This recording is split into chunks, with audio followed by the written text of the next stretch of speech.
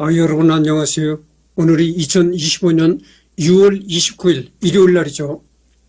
어제는 내가 충주에서 2주간 머무르다가 어제 내가 집에 왔습니다. 그렇다는 걸 말씀드리고요. 자세한 얘기는 하지 않겠습니다. 좌우지간에 내가 한 가지 분명한 사실은 뭐냐? 나는 100살을 살 것이다. 이런 얘기입니다.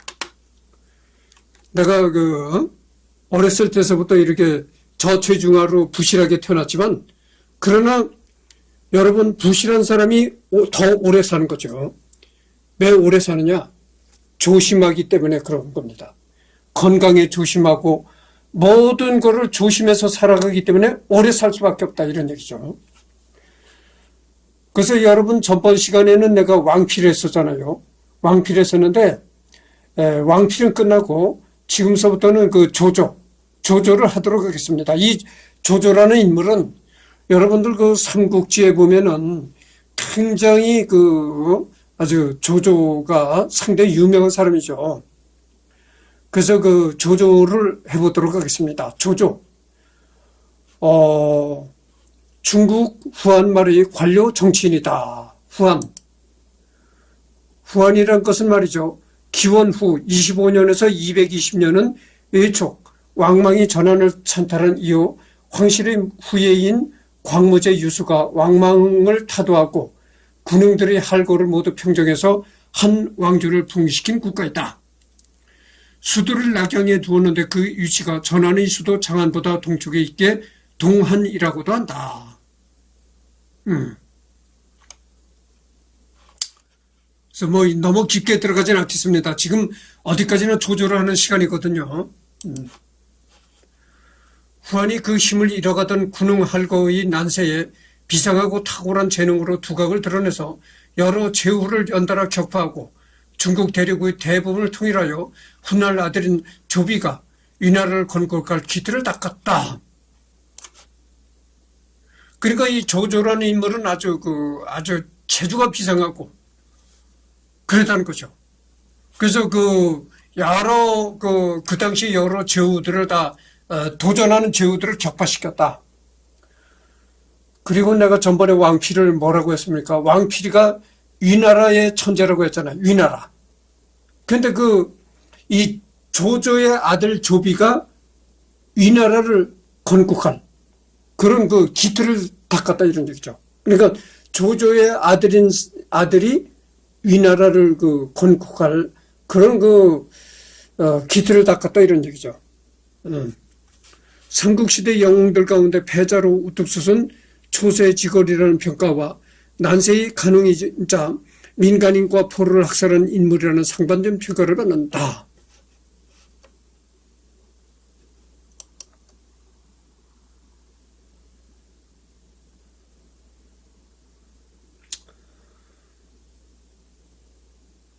자는 맹덕이며 어릴 때 이름은 길리, 소자는 아만이다. 사후 위가 건국된 후 추중된 묘호는 태조, 시호는 무황제이다. 위나라 역사가 배잠은 난세를 대표하는 창천의 간웅이라 평가했다.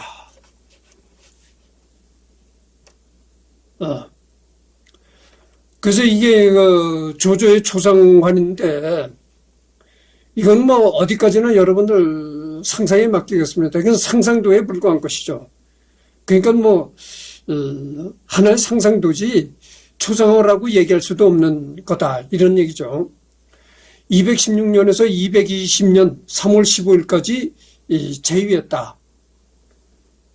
그 다음에 후임은 조비, 재상은 상국종효, 1151년에서 230년 중국 후한말 삼국시대 위나라의 정치인이자 서예가로 자는 원상이며 예주 영천군 장사연 사람이다, 이런 얘기입니다.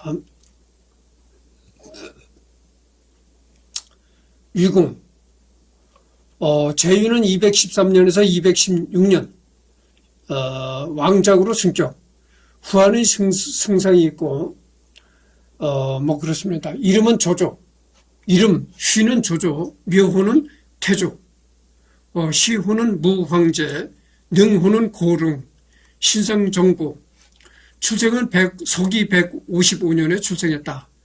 출생지는 후한 예주 패국 초연이다. 사망일은 220년 3월 15일, 음력 1월 23일, 64세에서 65세 사망했다. 이 64세에서 65세에 사망했다고 하는데, 지금은 뭐 이 65세라면 뭐 청년이라고 할 수가 있는 나이인데, 이 조조가 살았을 이 당시에는 상당히 장수했다고 볼 수가 있는 거죠. 이때는 말이죠, 환갑이 넘게 사는 사람이 드물었어요. 상당히 드물었습니다. 대부분 그래서 이제 환갑 전에 죽었거든요. 그래서 여러분들 그 환갑잔치라는 그런 그 풍토가 그래서 생긴 겁니다. 장수했다고 이렇게 잔치를 벌이는 것이죠. 그리고 어떻게 했어요? 서기 220년이니까 상당히 오래된 거 아닙니까? 올해가 2025년이잖아요.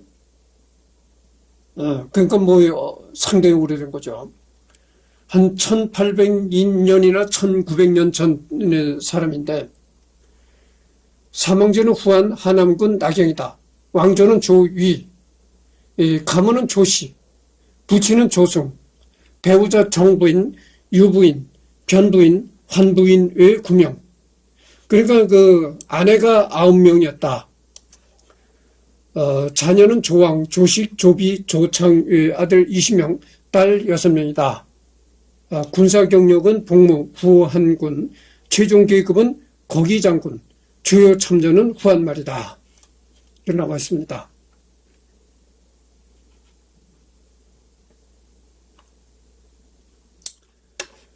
출생, 조조는 가신인 하후돈, 하후연과 함께 후한 예주 패국 조연 출신이다. 중장시 조등의 양자인 조승의 아들이다. 삼국지 무제기에 따르면 전한시대 유방의 신복으로 재상을 지는 조참의 후손인 조등은 환제 때 중상지를 맡았다. 이거는 너무나 그 고대 시대의 뭐 관직 이런 거기 때문에 읽어도 여러분들 잘 모르라고 생각합니다. 뭐 하여튼 그러죠. 이에 대해 후한서 조등전에 조참의 후예라는 기록이 없다는 점을 들어 조참 후예서를 위의 선양을 윤색하고 조씨 가문을 격상시키려는 데에 있다고 보는 견해가 있다. 조등이 환관이라 아들이 없었으므로 조승을 양자로 삼았다. 삼국지 무제기에 인용된 조만전의 일설에 따르면 조승이 본래 하우시며 하우돈의 숙부라는 이야기도 있다.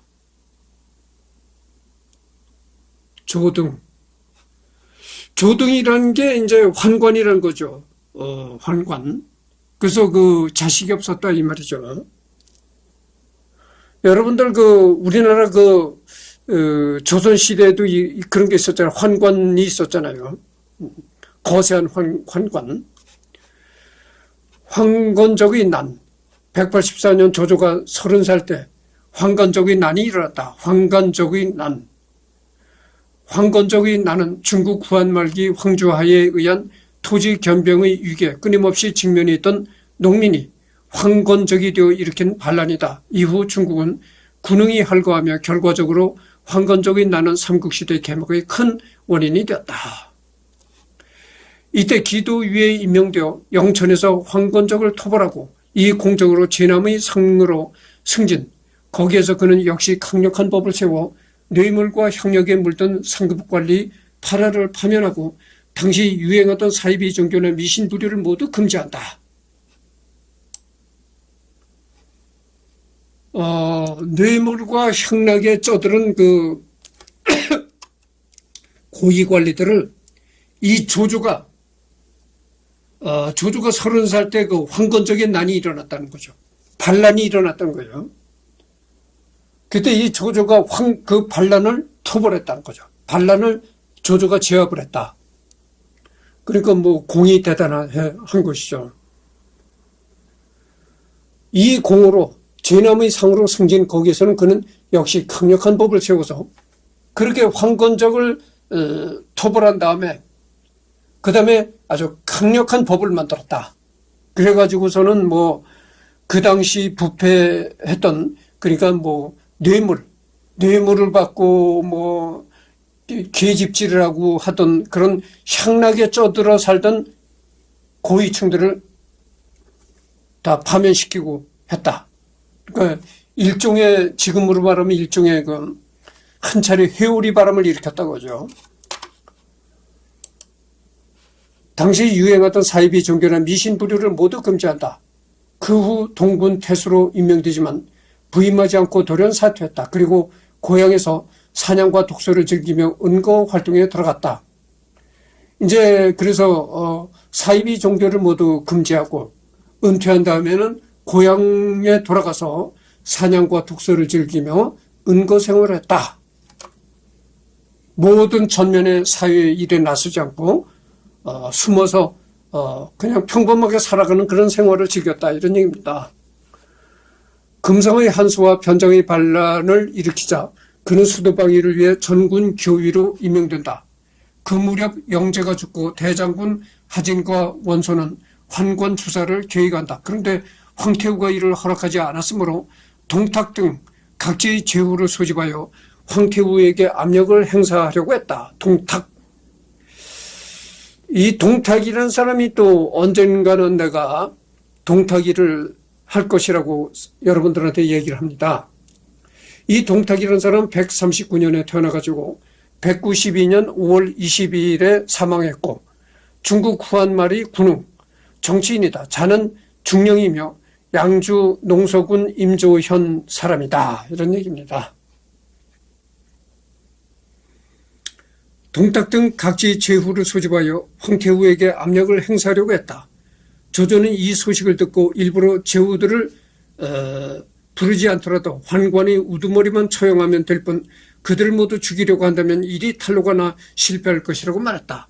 과연 조조가 예상한 대로 동탁이 아직 도착하지 않은 사이에 하진은 환관들에게 추살되고 만다. 또한 환관들도 원소에게 모두 주멸되고 이 와중에 실권은 동탁의 수중에 떨어진다. 이때 진군 교유였던 조조도 군사를 이끌고 궁궐로 들었다. 권력을 장악한 동탁은 조조에게 협조를 구하지만 조조는 거절하고 성을 탈출했다.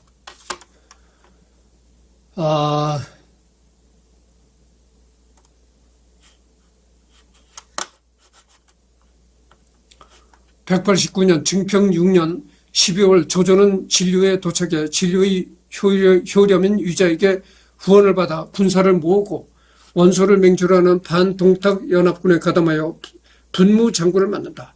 그런데 동탁군이 워낙 강력했으므로 산조에 집결했던 여러 제후 중 누구도 선두에 나서지 못했다. 조조는 장막과 힘을 합쳐 형량에서 동탁군과 싸웠고 적장 서영의 부대를 물리는 데 성공했다. 산조로 돌아온 조조는 군사를 움직이지 않고 있는 제후들에게 동탁을 격파할 전략을 제시했지만 이는 연합군의 모든 제후가 유기적으로 협력한다는 점이 전제되어야 했고 단지 유력자들의 이합 집산일 뿐이었으며 심지어는 맹주인 원소조차 연합군 내부의 견제로 수송로가 차단당해 꼼짝할 수 없었을 정도였던 연합군에게 이런 작전을 수행할 능력은 없었다. 한편 연합군의 맹주 원소는 손쉬운 방법으로 동탁을 견제하고자 했다. 바로 기존 황제를 시해하고 동탁에게 옹립되었다는 명분적 약점을 가지고 있는 당시 황실의 정통성에 도전하여 명망 높은 유우를 새로운 황제로 추대하려는 것이었는데 원술 등이 중심이 되어 이와 대립했고 이때 조조도 원소와 일시적으로 대립했던 것으로 보인다. 결과적으로 이 계책은 유우 본인의 거절로 실패하게 되었고 이후 구심점을 잃은 연합군은 사실상 해산되고 만다. 그래서 조조가 이제 그 군사를 모으고 반동탁 연합군에 가담했다.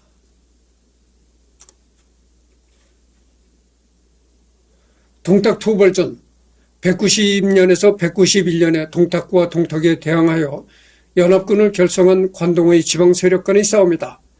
동탁이 소재를 폐위하고 헌재를 옹립하며 공포정치를 행하자 관동의 지방 세력들은 원소를 중심으로 연합군을 결성하였다. 그러나 연합군 대부분은 동탁과 싸우기를 꺼려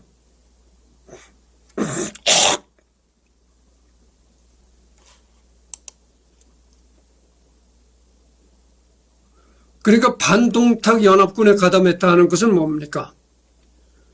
반란군이죠. 지금으로 얘기를 하면 이게 반란군인 겁니다. 그러니까 조조가 동탁을 반대하는 그런 반란 세력에 가담했다 이런 얘기죠. 동탁 제거와 서주 공략까지 이때 조조가 동탁을 친 것이 계산된 행동으로 자신이 패할 것을 뻔히 알고도 불구하고 오직 황제를 구출하기 위해 홀로 뛰어들었다는 이미지를 만들어 인망이라는 무형의 자산을 얻었다. 원술은 손견등으로 앞세워 화웅을 쓰러뜨리는 무언을 세우고 있었다.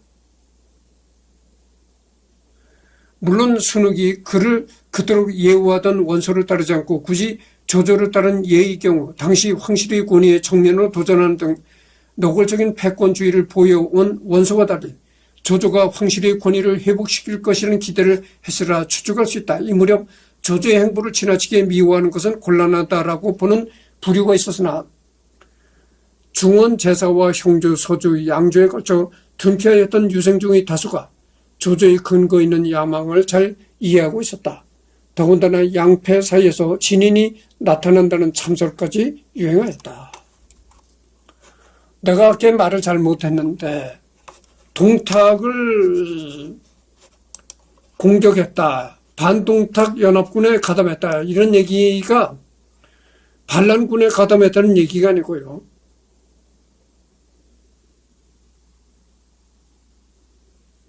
그러니까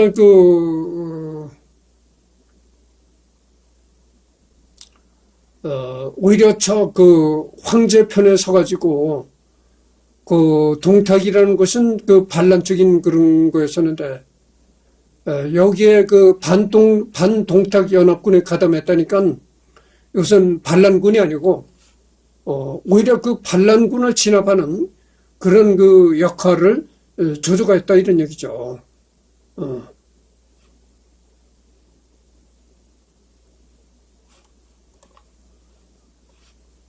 동탁 제거와 서주 공략까지 이때 조조가 동탁을 친 것이 계산된 행동으로 자신이 패할 것을 뻔히 알고도 불구하고 오직 황제를 구출하기 위해 홀로 뛰어들었다는 이미지를 만들어 인망이라는 무형의 자산을 얻었다.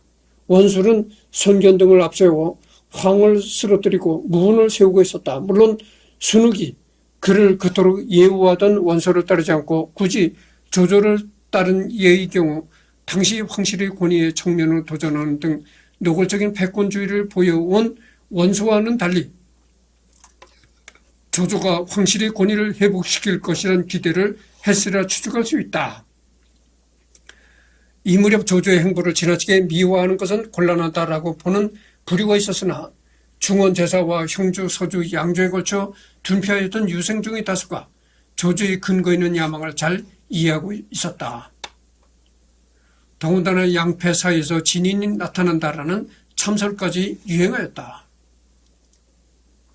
이후 원소와 제유한 조조는 191년 초평 2년에 동군에 침공한 흑산적을 연주 전투에서 토벌하고 원소의 대리 교소에 의하여 동군 태수로 임명된다. 동탁이 여포에게 추살되었다. 여포. 이 여포도 언젠가는 내가 한번 다뤄볼 것입니다. 이 여포 같은 해 청주의 황건적 100만 명이 연주에 침공해 왔다. 당시 연주 자사였던 유대는 이를 맞아 싸우다가 전사하고 만다. 평소 조조가 갖고 왔던 제북상 포신은 조조를 연주목으로 추대했다. 조조는 황건적과 싸워 포신이 전사하고 오른손에 화상을 입어 동료 누이에 의해 말에 올라타 구조되는 등 상당히 박전했다. 직후 사기야 땅에 떨어지자 조조가 친히 상벌에 대하여 화건을 주며 적의 퇴를 예상하여 기병을 풀어 상하로 대피하였다. 본계의 원문에 의하면 적의 2년까지 다다랐다고 하니 하늘을 찌르는 기세였을 것이다. 이후 조조는 이들과 협상해 자기 세력으로 영입하고 그 가운데 정예병력을 선발해서 청주병으로 불렀다. 황건이었던 백성 100만구와 병사 30만을 흡수해서 기반을 얻은 조조는 이때부터 반동탁의 영수로 기주에서 군림했던 원소에 대하여 자신이 치소 연주에 할거하며 중원 구출의 야심을 드러냈다. 자, 조조의 서주 침공 문서를 참고하십시오. 지금 20분을 경과했습니다. 같은 시기 원소와 원술의 분쟁이 다시 시작되었다. 원소는 형주의 유표와 연합했고 원술은 유주의 공손창과 서주의 덕염과 손잡아 서로를 견제했다. 이때보다 다른 모든 세력과 마찬가지로 원소의 영향 아래 있던 조조는 인접해 있던 도겸과 싸우기 시작했던 듯하다.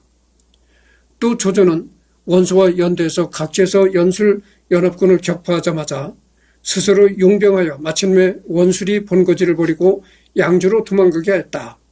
5차례나 싸워 모두 추격하였다. 이 직후에 도겸은 재차 연주 동쪽 태산군에 침공했고 조조의 아버지 조승이 살해되었다. 이 소식을 접한 조조는 193년부터 194년에 걸쳐 2차례 도겸 정벌에 나서 서주 땅에서 지나가는 족족 적의 대항 의지를 말살시켰다.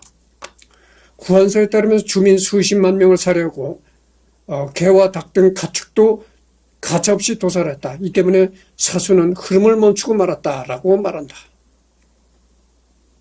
얼마나 조조가 그러니까 모든 군사를 이렇게 격파하는 것이죠. 조조가. 그래가지고 조조에 대항하는 모든 적군을 모두 이제 격파해가지고 전투 의지를 꺾어버렸다 이런 얘기죠.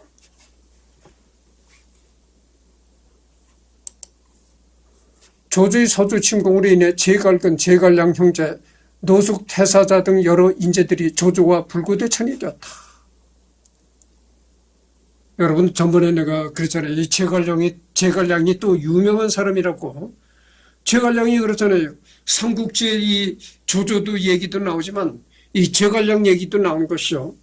이 제갈량이라는 인물이 또 기막힌 인물이었다 그죠. 그래서 이제 조조가 그 서주라는 지역을 침공해서 이 제갈근과 제갈량 형제도 이제 처단하려고 했었다. 그래가지고 조조와 제갈량은 불구대천 원수가 되었다고 하죠. 서로가 이제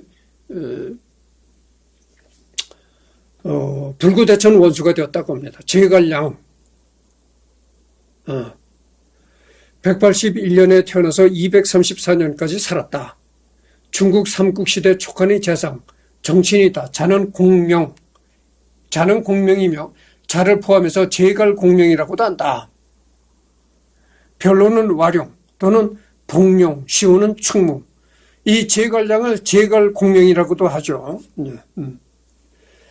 조조가 서주를 공격하는 사이에 친후였던 장막과 연주를 지키던 진궁은 조조에게 반기를 들고 여포를 연주목으로 내세웠다. 조조는 복양에서 궁지에 빠지고 어이없으리만치 전국을 휩쓴 메뚜기 피해로 갑병까지 타격을 입지만 2년에 걸친 공방 끝에 마침내 연주를 평정하는 데 성공한다. 실제로 둔전병을 데리고 다니던 중 흉년을 만나 먹을 것을 찾으러 가고 남은 병사는 고작 1천도 셀 수가 없었다고 하니 피해가 극심하였다. 그러나 이 부대로 여포가 이끄는 진궁의 구원군 1만군을 대타격하고 치중을 획득하였다. 손자병법 주석에 따르면 논밭 근처 제방에서 적을 도발하여 역격하였다고 전하고 있다. 196년 건한 원년에는 헌제를 옹립하여 대장군으로 임명되고 수도를 낙양에서 허창으로 옮긴다.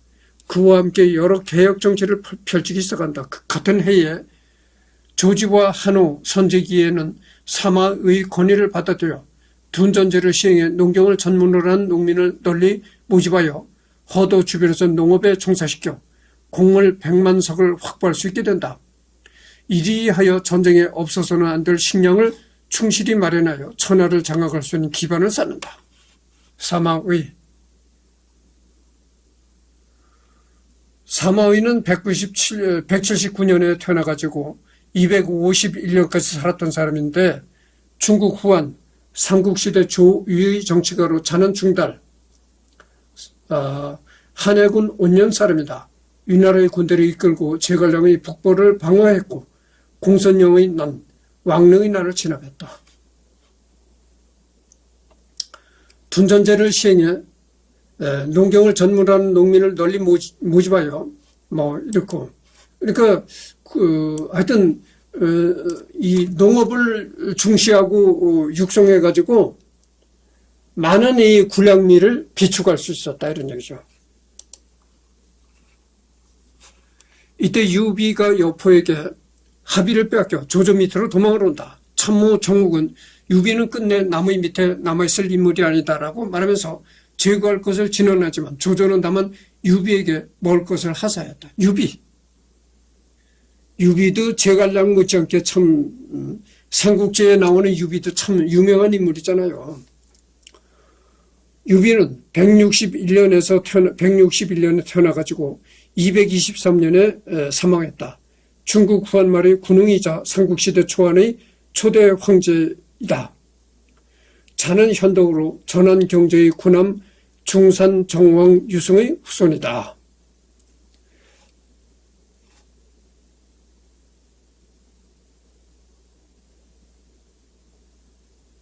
그러니까 이제 유비가 여포에게 합의를 빼앗겨 조조 밑으로 도망을 한다. 그러니까 유비가 여포와 이제 싸움을 벌이다가 패해서 조조 밑으로 이제 도망을 해온다는 거죠. 그럴 때 그 조조의 참모 정욱이라는 사람이 뭐라고 그 조조한테 얘기를 하냐면은 저 유비를 제거해야 된다. 죽이든지 멀리 내쫓든지 해야 된다. 유비라는 저 작자는 남 밑에서 생활할 작자가 아니다. 어디 가든지 우두머리가 되기 전에는 만족할 놈이 아니다. 그러니까 저 유비라는 놈이 반드시 이 조조 밑에 들어오면은 조조를 꺾으려고 할 것이다. 그러니까 저놈을 유비를 죽이든지 아니면 먼 곳으로 내쫓아라, 이렇게 얘기를 했다는 거죠. 그럼에도 불구하고 조비는 그러지 않고 유비에게 먹을 것을 주고 이제 그렇게 살게 했다는 거죠. 관도대전과 적벽대전, 197년 조조는 완에 출진하여 장수를 항복시키지만 나중에 그는 조조를 배신한다. 이 싸움에서 조조가 패하고 맏아들 조왕과 조카 조한민, 부하 전위가 전사한다. 이때 조조는 맏아들 조왕의 죽음보다도 전위의 죽음을 더 슬퍼했기 때문에 아내와 이혼하게 된다. 198년 조조는 장수 유표의 연합군을 안중에서 격파하고 하비에서는 옆으로 사로잡아 처형한다. 다음에는 원수를 토벌하고 장수를 다시 굴복시켜 그를 받아들였다. 하비에서는 그 여포, 아까 내가 그 여포를 얘기했는데 이 여포를 붙잡아서 이제 처형했다고 하죠. 이때 관도대전과 이제 적벽대전. 그러는 원술 도벌의 유비를 파견할 일이 문제가 된다. 역시 서주, 자사, 차주가 유비 반란군의 습격을 당하고 만다. 별일 없었다는 듯이 조조가 친히 출진하여 유비를 격파하고 버림받은 처자식을 붙잡음과 동시에 관우를 항복시켰다. 원소가 발밑으로 도망쳐온 유비에게 잠자리를 하나 내주었고 마침내 원소와 천하를 얻고 장을 겨루게 된다.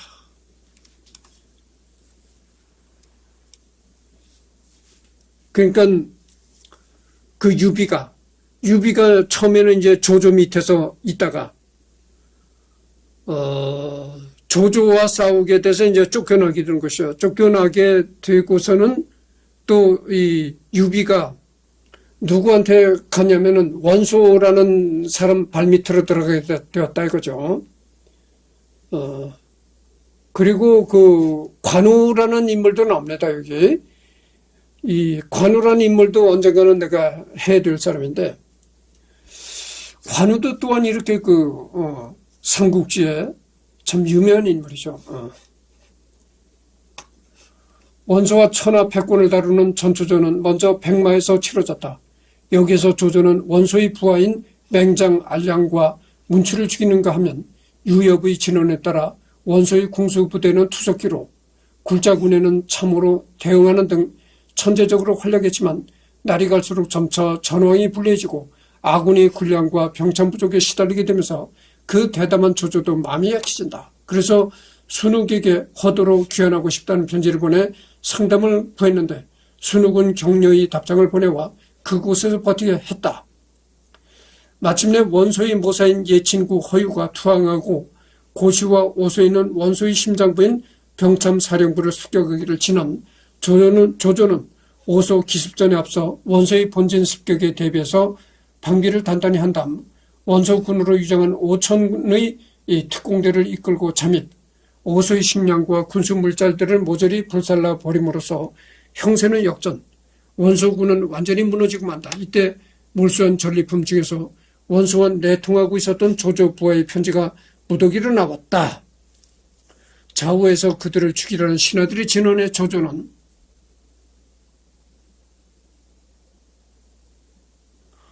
원소의 대군이 강했을 때는 나조차도 어찌 될지 알 수 없어 마음이 흔들렸다. 내가 그러했는데 하물며 다른 사람들은 뭐 어떻게 했느냐라고 말하면서 편지를 읽지 않고 모두 소각. 내통한 자들은 용서해주고 대신 그 일은 전부 불문에 붙였다고 한다. 그 후에도 북진을 계속하여 원시 잔당 세력을 철저히 격파했다.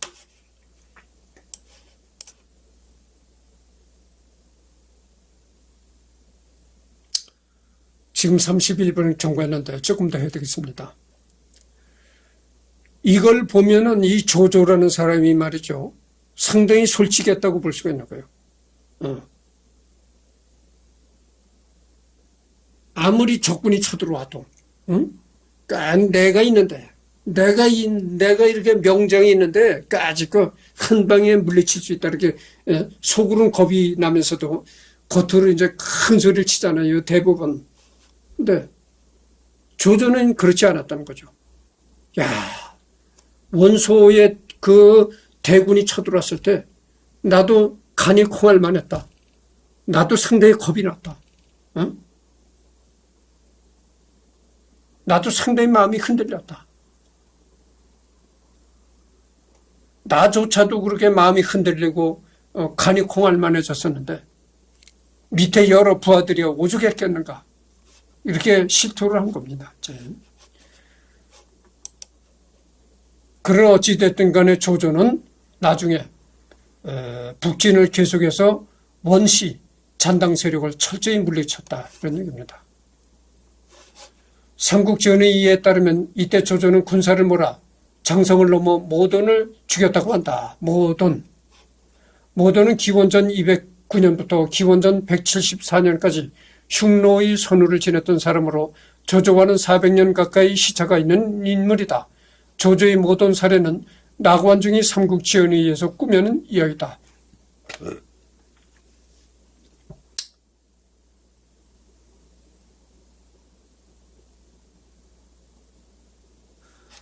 그래서 이 조조가 모돈이라는 사람을 죽였다. 이런 얘기는 잘못된 얘기라는 거죠.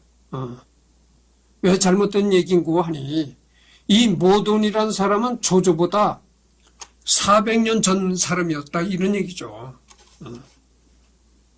훨씬 그러니까 조조보다 400년 전에 생존했던 사람이 모돈이었다. 그러니까 조조가 모돈을 치고 들어서 죽였다. 이런 건 맞지 않는 얘기다 이런 얘기죠. 원소 투벌 이후 중국 대륙의 최강자로 자리매김한 조조는 208년 승상의 지위에 오르고 승상이라는 벼슬이 뭡니까? 승상은 중국의 관직으로 삼공 중 가장 위이며 황제를 보좌하는 수석보좌관이다. 조정의 영수로 오늘날 국무총리에 해당한다. 춘추 전국시대에 생겨난 단어로 각 나라마다 승상이 있었으나 진나라가 통일한 이후로는 승상을 한 사람만이 할 수 있도록 규정하였고 이에 이사가 최초의 승상이 되었다. 그러니까 조조는 원소를 토벌하고 중국 대륙에서 최고의 이제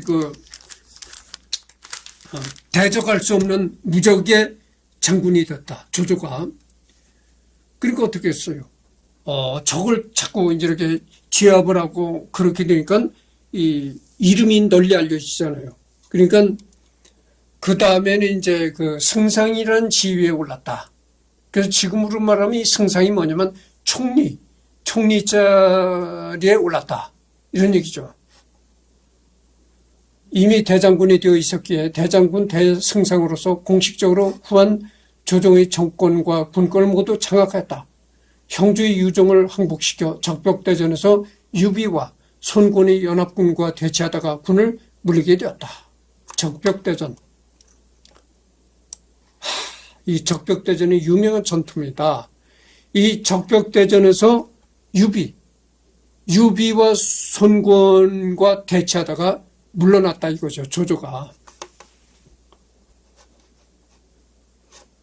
적벽대전이 일어나기 전 아들인 조비가 미리 화용도를 정비하고 오림에 도착하여 조조가 수월하게 퇴각하였다고 한다. 주요는 적벽에서 지나치게 거대해진 조조의 세력에게 큰 타격을 주고 수월하게 형주와 촉을 병합하려 하였지만 조비의 길 정비로 인해 기대한 것의 10분의 1만큼의 성과도 얻지 못했다고 한다. 손권과 유비 연합군이 때려부순 조조의 병사는 대부분 형주의 병사들이고 불길에 놀라 도망친 병사들은 원래 조조의 청주병이 아닌 유표의 수군이었을 뿐이다. 이후 중국 대륙은 위촉고 삼국의 삼국시대에 접어들어 완전한 통일의 꿈이 멀어지만 조조의 우세한 세력 기반은 변하지 않았다. 역시 참전군 대본이 역질에 감염되었으며 재정비를 위해 군을 물리친 후 주의 화공으로 서로 연결되어 있는 선박이 화재를 입었다는 후한기 서술이 그나마 틀린 곳이 적은 것으로 추정해야 할 뿐이다.